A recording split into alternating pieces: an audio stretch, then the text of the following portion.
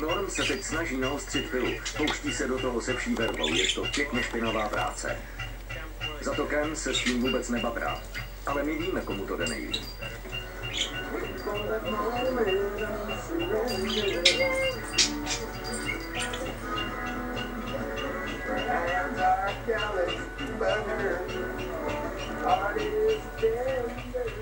Vedoucímu naší skupiny hodně záleží na tom, aby byla naše výzbroj pečlivě udržovaná, takže nás naučil se o ní každý večer postarat. Sice to je pořád do kolečka to samé, ale aspoň víme, že jsme vždycky připraveni vyrazit. Lidi už o tom ani nepřemýšlí, stala se z toho taková rutina.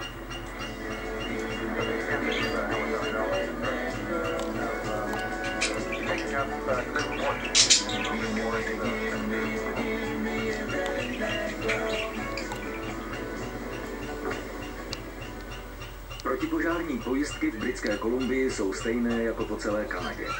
Mají za úkol jistit těžbu dřeva a finanční příjem, který se k němu pojí. Oheň byl